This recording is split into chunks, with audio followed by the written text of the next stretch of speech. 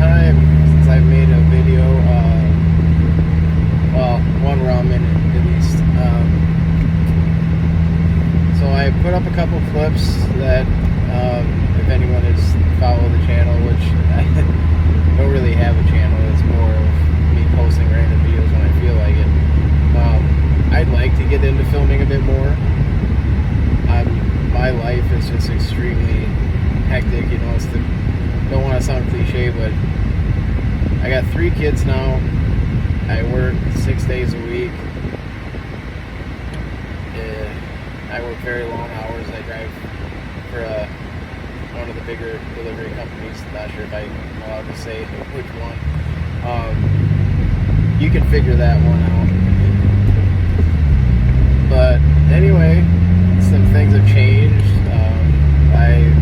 Last driving video I had my 2017 Focus ST. Some unfortunate events came with that car. Went through a pretty rough patch shortly after filming those videos, where I was making really good money, but the company was treating me very, very poorly. Made life hell. I didn't want to go to work on most days. Sorry for the camera angle, it's just where my phone's mounted. I don't have any camera equipment yet, I just use my iPhone.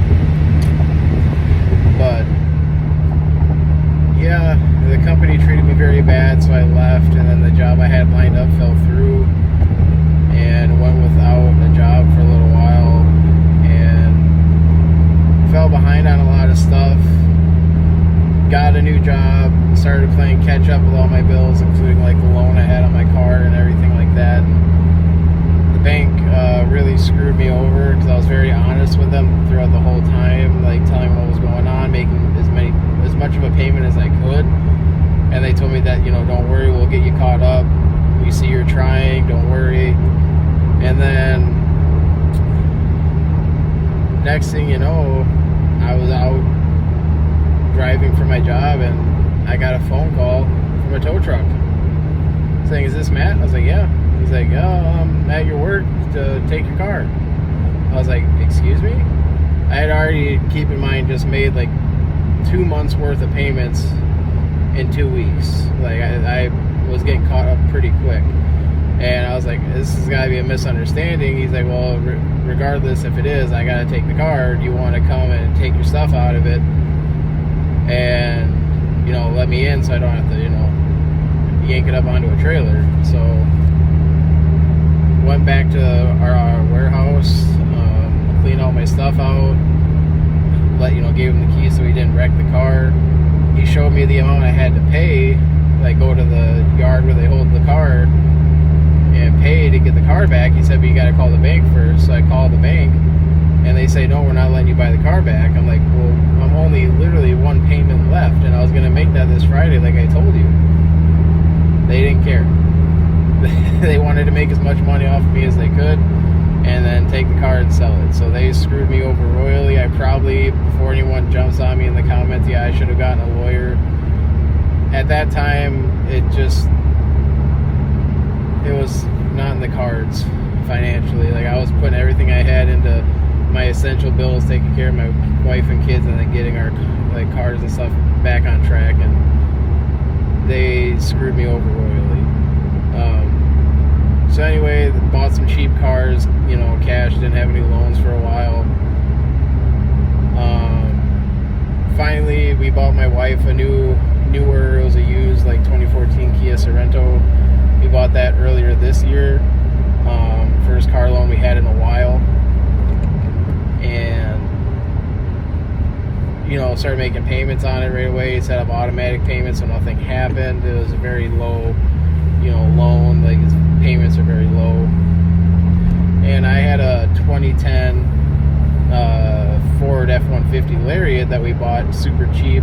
Body was immaculate inside and out, but the motor had very high mileage. It was ticking, making noise.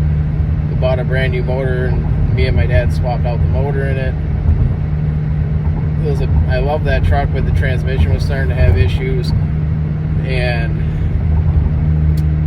we just sunk so much money into that truck that I felt like one thing after the other was going to keep happening. So I just, out of curiosity, wanted to see what I'd get for it, not thinking I'd even get approved for a car with having 2 repos. And I really don't care. A lot of people are like, oh my god, why are you talking about repos and stuff to the public? I really don't care. You can judge me all you want. I have thick skin. I really don't care. But I'm transparent too, so that's why I say these things. And so anyway, I took it in. I found at my local Subaru dealership, because I missed having my 2006 WRX that I had a long time ago. I love that. I loved the new body style WRXs and STIs when they came out. Wasn't sure which one I wanted to go with, because the new WRXs have the F820s in them, completely different motor. You can make power quite a bit easier with these motors, a lot more fuel efficient.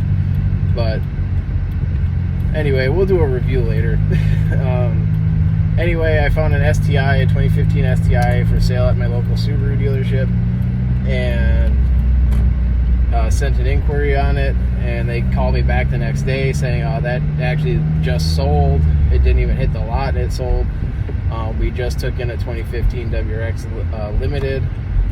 Would you like to come in and take that for a test drive? And I was kind of hesitant because I wanted to stay with the EJ motor, and I was like, I don't know. And they're like, well, why don't you just come in and take a look? So I did. They appraised my trade, gave me way more than I thought I was going to get in trade for that truck, because it had 212,000 on the body, even with the new motor. A lot of people don't care about that. And so they gave me quite a bit in trade. And do you want to submit an application for financing? I was like, I'm not going to get approved. They're like, well, the worst they can say is no. So do you want to try? I was like, oh, what the hell? Sure. I was like, why? I'm not going to get my hopes up, but yeah. And then literally like 15 minutes later, the salesman came back to my desk with a deal saying, no, this is approved. He's like, this is what your payments are, yada yada. And yeah, I went through a bit of hassle with the dealership. There was a bit of they pretty much held the car for 2 weeks when they shouldn't have, when the deal was done. But got the got I've been in love with it ever since. I got it back in, I want to say end of March, early April. I got a wheel and tire set up on the car. I have eBay muffler delete. Like, I know there's the nameless and the remark axle backs and stuff you can get for these cars. I got just an eBay special one. There's no name on them. They're burnt tips. They fit perfect.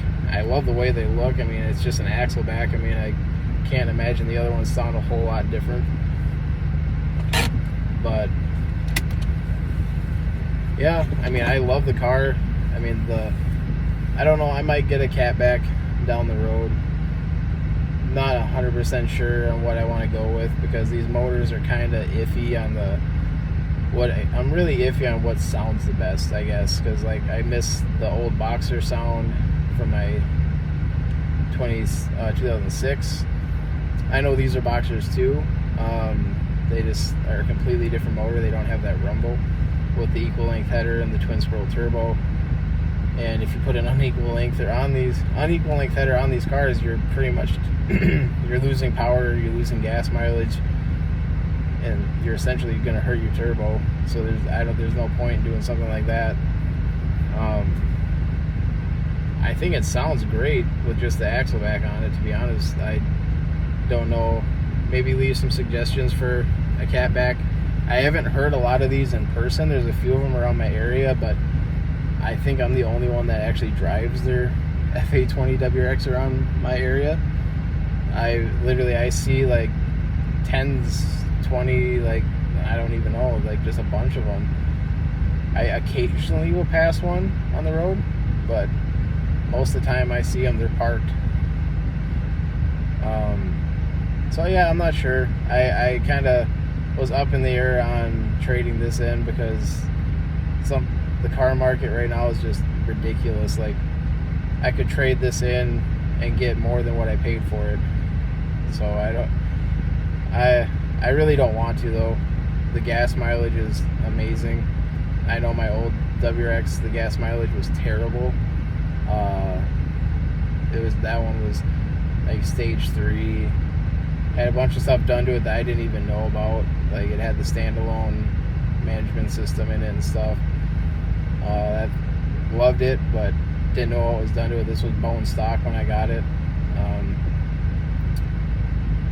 Only gripe, I guess I'm not gonna do like an in-depth review right now because I'm at the store. I gotta go in and get a few things, but my only gripe about this car, and I think it's a big issue with people that own it, especially someone that's had the older style EJ motors and like the new STIs, that the transmission in those just feels a lot more solid when you're shifting. This is like a cable shifter, I guess, which I've had in a couple different cars, so I'm somewhat used to.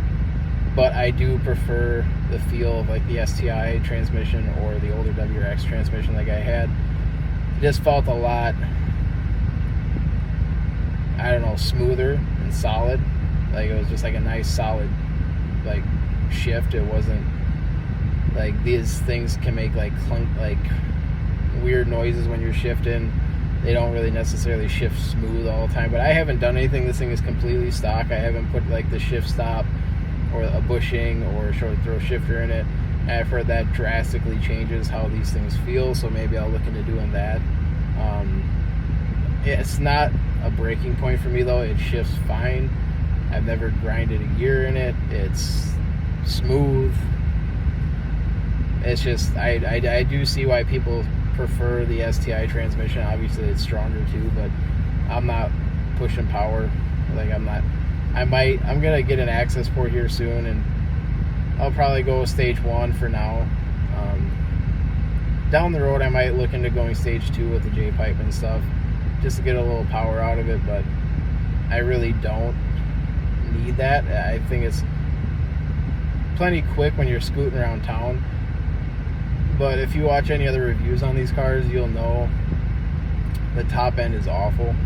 Like, you get on it and it just dies after 4,000. It's just like, I mean, it falls flat on its face. Like, there's no power. Like, my ST felt like it had a little bit more oomph to it when you're going through the gears. But that was also front-wheel drive, a little bit more dramatic of a driving experience. This is all-wheel drive, so it's more steady. You know, it's not quite as dramatic of a power band.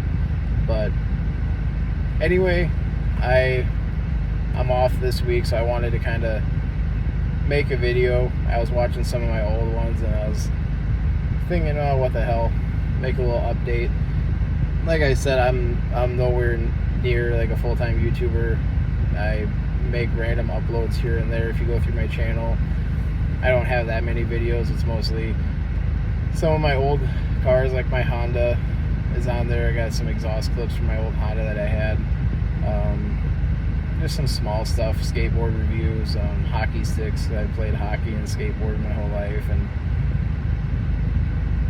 yeah, not a whole lot is on my channel, but I don't know. I think I'll start making some more videos, posting a little bit more.